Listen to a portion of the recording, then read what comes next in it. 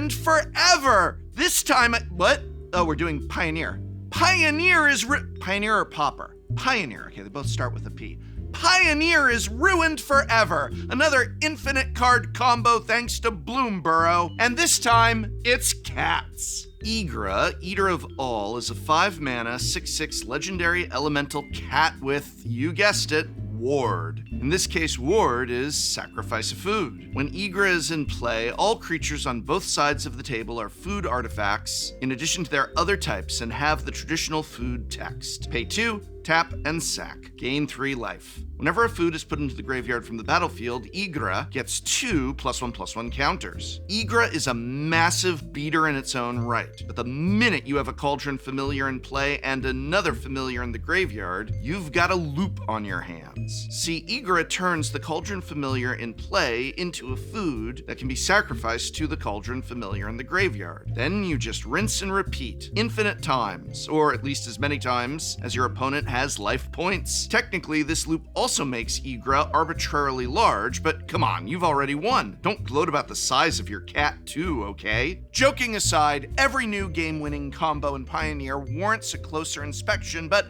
how likely is it that this newfangled cat combo can keep up in a format with Amalia, Phoenix, and Rakdos vampires? Well, let's discuss. This combo is hard to disrupt since it happens at instant speed and can be protected by having any additional creature in play alongside your sacrificial cats. If your opponent tries to break up your loop by killing your Igra with a cat return trigger on the stack, simply sack that bonus creature to one of your cats and then bring it back. Basically, your opponents will need one more removal spell than you have spare creatures in play in order to prevent you from winning. Actually, that's not even true. They'll need one more removal spell, then you have creatures to sacrifice, and they'll need to have enough creatures or other kinds of food of their own to sacrifice to Igra's Ward cost. Because again, Igra has Ward. Part of what makes Vein Ripper so good in the Vampire's deck is it is very costly for an opponent to remove. Some opponents straight up can't target it since they don't have a creature to sacrifice to the Ward ability. Igra's Ward ability is the same way, meaning even if your combo does get disrupted, casting the interaction will really hurt your opponent. Also, unlike with Vein Ripper, Wrath of Gods don't offer that clean of an answer. Igra kills your opponent before they get to untap with a Wrath. The kill doesn't require the combat step either, so blockers can't buy time like they can versus Amalia. Speaking of Amalia, Igra combo can deal infinite damage if it has to, which means it can kill an Amalia player, even if that Amalia player has already executed its combo multiple times. Cat Oven combo is also a great way to block Amalia indefinitely, preventing your opponent from ever actually swinging at you for lethal. Being in Golgari means you'll have access to premier interaction in the form of Thoughtseize and Fatal Push, and being a food synergy deck means you get to run Gilded Goose, not far off from Birds of Paradise, in a deck that makes enough food, and Trail of Crumbs, a powerful card advantage engine that can find you both halves of your combo. And when you're not comboing with Igra, you still get to nickel and dime with your Cat Oven. Now I know what you're probably thinking, but Professor, Igra costs 5 mana. Yes, that is a lot for Pioneer, but given that you win instantly when Igra hits play,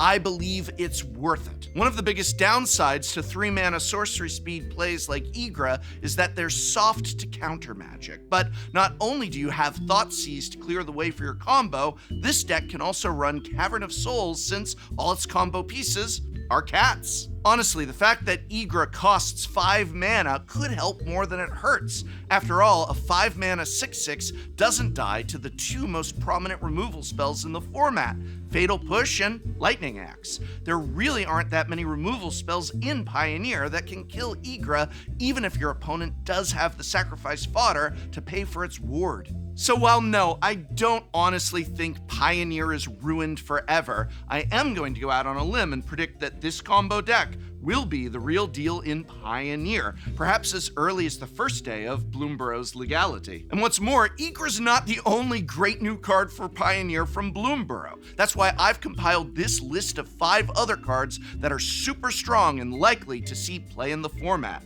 What are they? Let's take a look. But first, have you ever wished someone could just cast sleep on you so that you can finally get some decent rest? Well, that's exactly how it feels to sleep on a Helix mattress. Helix Sleep is the sponsor of today's video, and they offer premium mattresses customized to fit your needs and conveniently shipped right to your door. Helix Sleep Quiz matches you to the perfect mattresses for your needs based on your body type and sleep preferences. My sleep quiz matched me to the Helix Dusk Luxe mattress, which is perfect for a back sleeper like myself who prefers a firmer mattress. You know, I've had my Helix for more than 2 years now, and let me tell you, the difference between it and my old mattress is night and day. Seriously, the old mattress was like trying to fall asleep during the day compared to how I sleep now on my Helix. At night. Sometimes a little nap during the day. I love my Helix. Best of all, Helix delivers your mattress right to your door with free shipping in the United States. The mattress comes rolled up in a box and is super easy to set up. They even have a 100-night sleep trial to test out the mattress and ensure you love it as much as I do. Helix mattresses include a 10-year warranty, plus they offer financing options and flexible payment plans. If you're looking for a new bed, I highly recommend checking out Helix Sleep. I really love my Helix, and I think you'll love yours too. Best of all, Helix's 4th of July sale is running right now. It's the perfect time to upgrade your sleep with 30% off an Elite or Luxe mattress, plus 2 free pillows, or take 25% off site-wide. Just click the link below or go to helixsleep.com/Tolarian to find out more about this limited time offer. And thank you, Helix, for sponsoring this video and the many years of great night sleeps you've given me.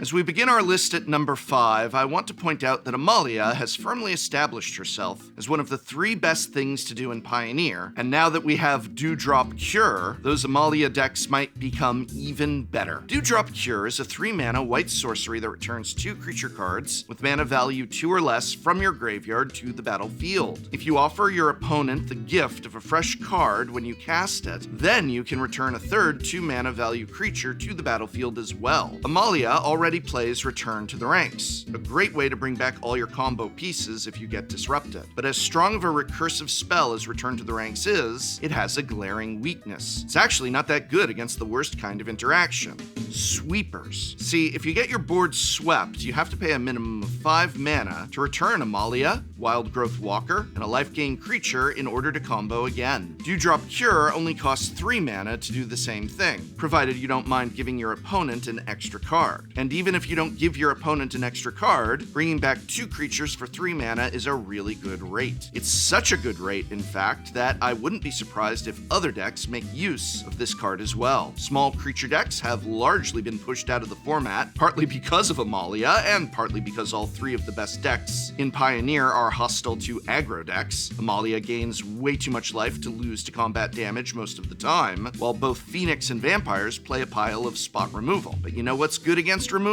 A card that brings 2 creatures back from the dead. If Amalia were to get banned, then I wouldn't be surprised to see aggro decks crop back with the help of Dewdrop Cure.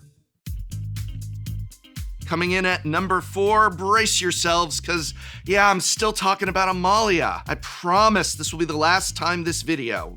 Maybe. But come on, the whole format has been warped around her. Screw Nadu, let's ban Amalia, alright? Right? Am I right? Well, that's probably not gonna happen, so at least this next card on the list might help unwarp the format around her. And that card is Sunspine Lynx, a 4-mana red 5/4 elemental cat. Another elemental cat? What is this, a freaking elemental cat factory or something? Curiosity got the elemental cats out of the bag, eh? Elemental, my dear Catson? I don't know. There's a joke in there somewhere, but forget it. We got 2 cats. Anyway, Sunspine Lynx prevents damage from being prevented and prevents players from gaining life. Got all that? It also dings both players for each non-basic land that they have in play. Burn decks already had access to Rampaging Ferocidon if they wanted a targeted sideboard card for Amalia, but Sunspine Lynx offers something a little different. A sideboard card for Amalia that also happens to punish the extremely greedy, non-basic happy mana bases that are oh so common in Pioneer. Most decks in Pioneer play 2, maybe 3 basics. Every multicolored deck plays at least 4 shock lands. It will not be uncommon for Sunspine Lynx to deal 4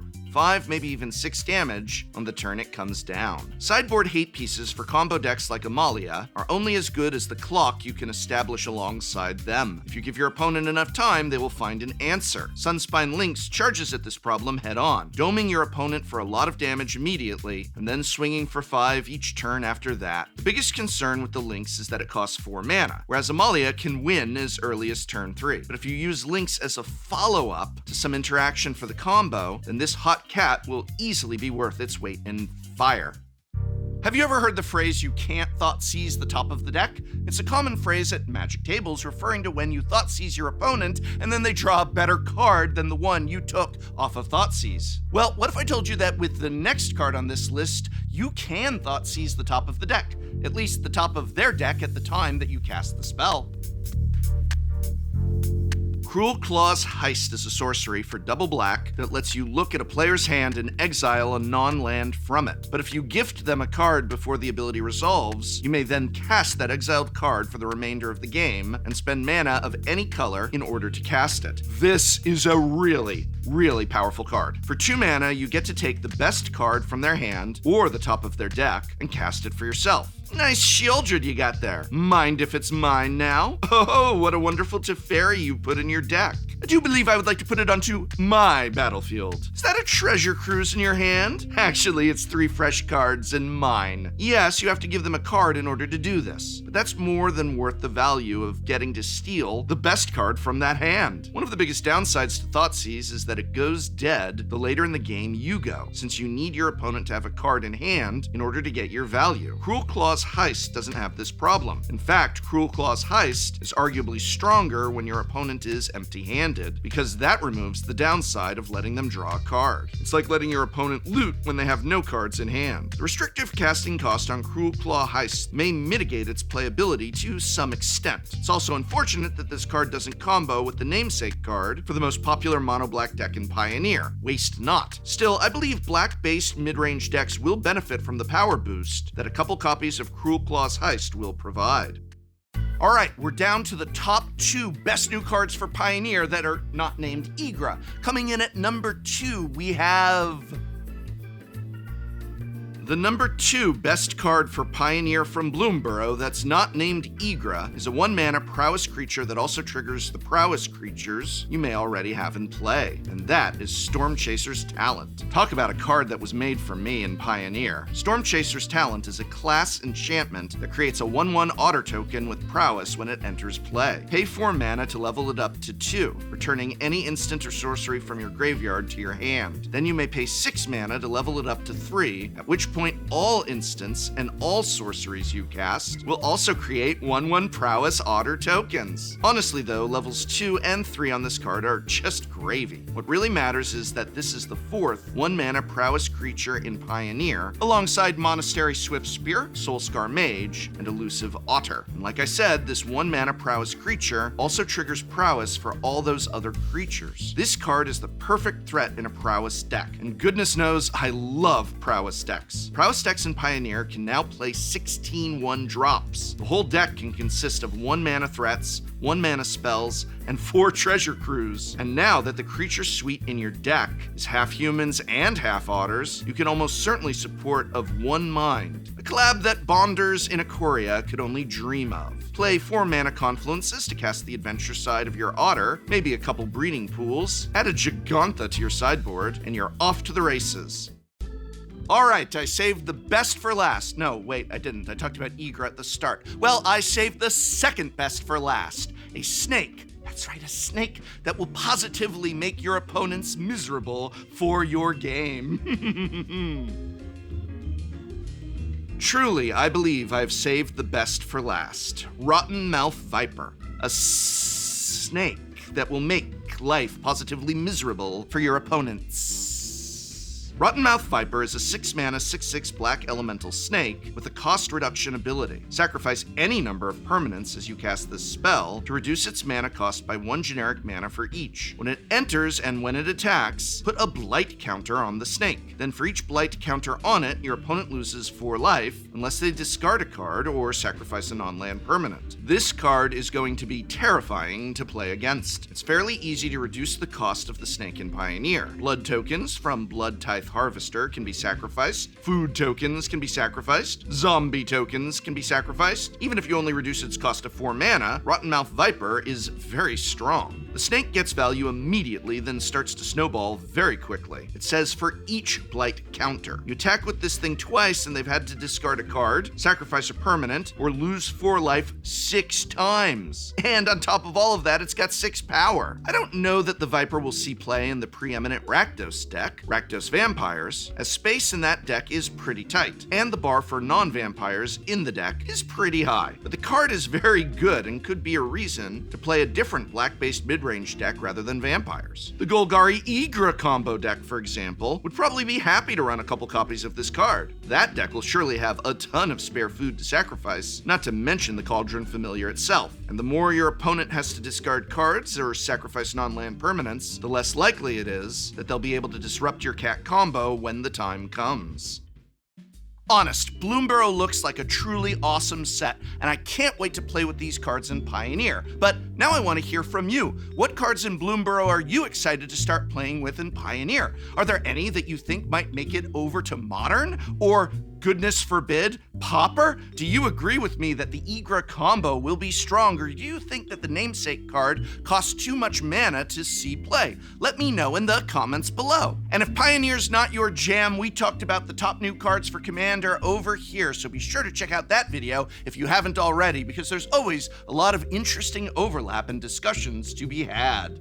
Thanks once again to Helix Sleep for sponsoring this video. You know, I really sleep on a Helix mattress and have done so for years now, and I still love it. And I highly recommend checking out Helix Sleep if you are looking for a new bed. I love my Helix, and I think you'll love yours too. Best of all, Helix's 4th of July sale is running right now. It's the perfect time to upgrade your sleep with 30% off of an Elite or Luxe mattress, plus 2 free pillows, or just take 25% off site-wide. Click the link in this video's description below or go to helixsleep.com/Tolarian to find out more about this limited time offer. And thanks again for sponsoring this video.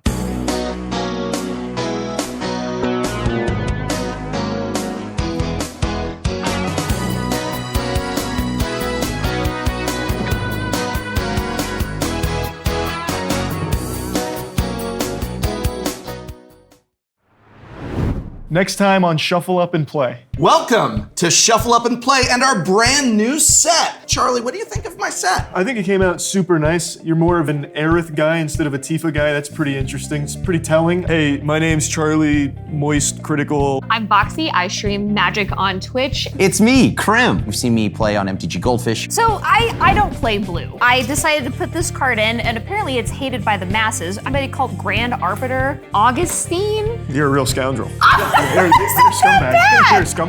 I thought this was gonna be a fun game of Magic. Yeah. If you want to give me a light tap. It's not a light tap though. It's like a dominatrix like. Safe I word. like Safe the word. light Safe word. Safe word, safe word, safe word. Safe word. Safe word. Krim, I'm gonna- please, can you get rid of the Grand Arbiter? It is Chun-Li that will kick our faces in. I will kick your face in. Yes! This is chat's fault. I didn't do this. Yeah, blame chat. All right. Yes, this is chat.